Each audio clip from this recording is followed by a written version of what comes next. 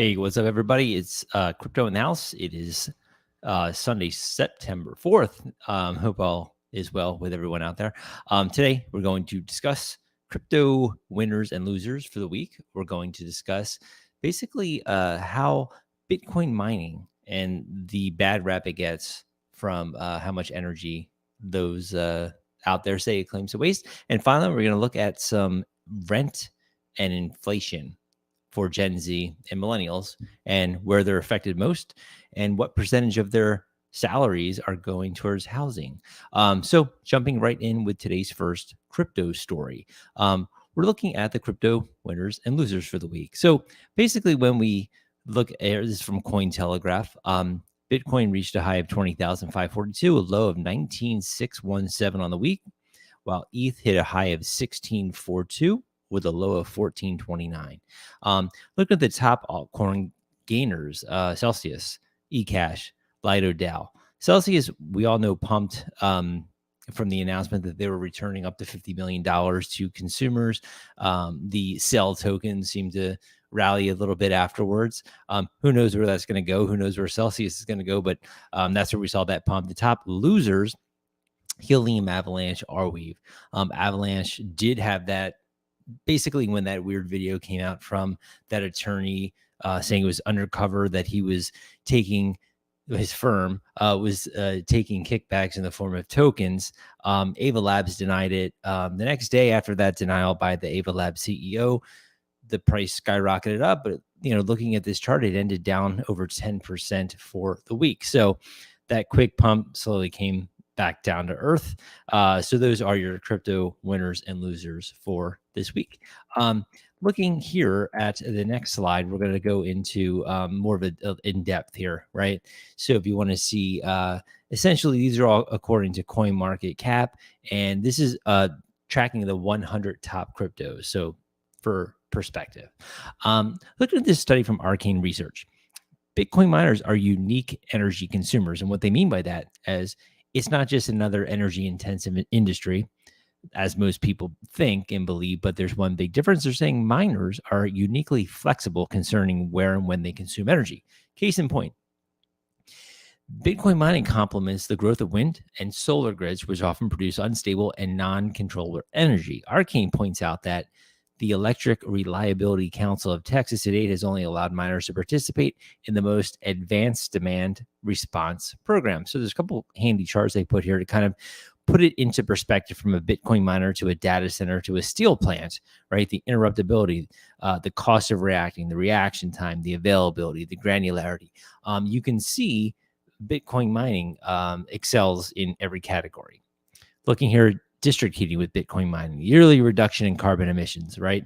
Bitcoin mining to natural gas to total GHG reduction, right? So for what it's worth, this is from Mint Green. Again, it's there's going to be arguments forever how much energy that Bitcoin mining consumes, but here are some examples for its favor. This I thought was pretty cool. I got this email from Kraken today, proof of reserves. With a lot of these exchanges coming out with transparency, they wanted to make sure, like, hey, you guys can audit us at any time, essentially. They're saying this is called proof of reserves. Their audits make it easy for the clients to verify their balances or hold are being backed by real assets, which is a few clicks in their account.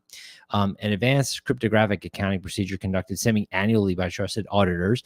This proof of reserve lets you verify that Kraken is meeting rigorous standards for accountability and exceeding the transparency offered by legacy financial firms. So I thought that was pretty cool that they put out there, and the more transparency, as I always say, the better. Bitcoin in Brazil. The market has taken a new wave of layoffs. So we've seen it here a lot in the United States. We're seeing it here in Brazil now. 15% of employees, they're saying fintechs are hit by the worsening world economy. 2TM, anyone knows Mercado Bitcoin, that exchange, laid off 15% of its employees on Thursday, second cut this year. Follows a worsening scenario of the global economy that is hitting the fintech segment hard.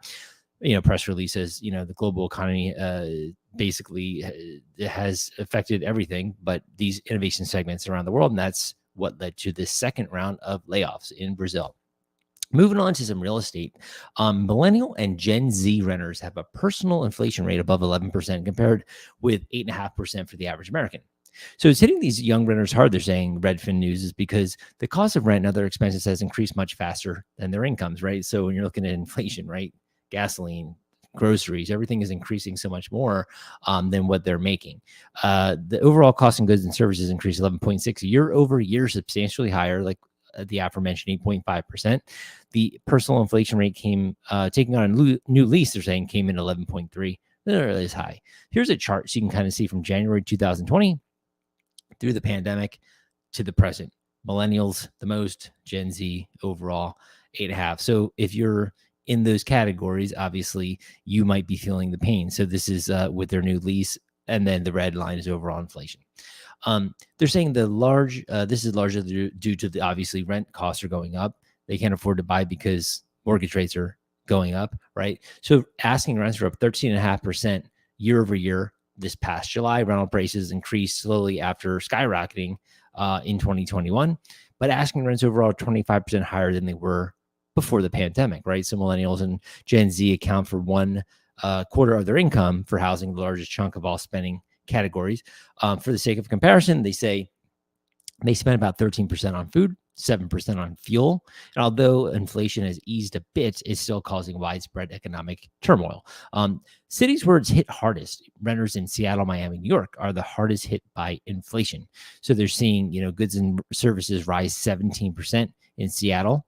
They're seeing, basically this, the high inflation rate of 21 metros in this analysis was higher than the 10% overall June Seattle inflation rate. So after these three came Miami, after this one came Miami, where a new lease in June had an inflation rate of 14.2% compared with 10.6 for the metro overall, and then third, New York City, where Gen Zs are taking on a new lease, have an inflation rate of 12.8%, nearly double the metro's overall rate of 6.5.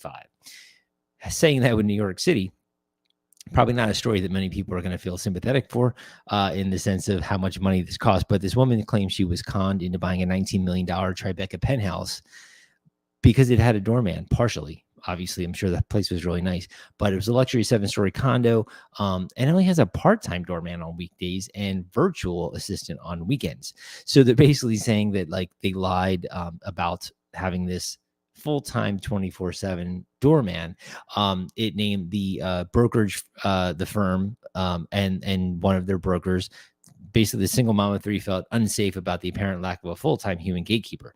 The broker and her colleagues would also stand in front of this virtual doorman in the lobby to show to hide its existence. The lawsuit alleges this trick was meant to avoid having a buyer ask questions about why such equipment would be inside an apartment that was served by a full-time doorman. Blah blah blah blah blah. They said, "quote These were deliberate and devised."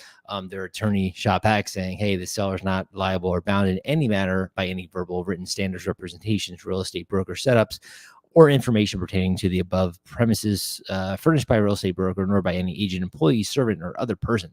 End quote. So essentially, this the attorney for the seller saying hey, whatever the real estate selling brokerage wants to put in their marketing has nothing to do with the owner / seller of this place. So be careful when you're out there listing. You want to make sure that you check what your agent's going to put out there for your marketing, and it doesn't hurt to read over it and make sure you approve of any sort of marketing and descriptions that are going out to the market when people want to come and see your place. So hope you all have a great rest of your Sunday. Thank you for taking the time to see my stream today. If you like this content, real estate, crypto, half and half. Please like this video, subscribe to this channel. I do these live streams every day for the most pertinent news in crypto and real estate. So I will see you all tomorrow on Monday. And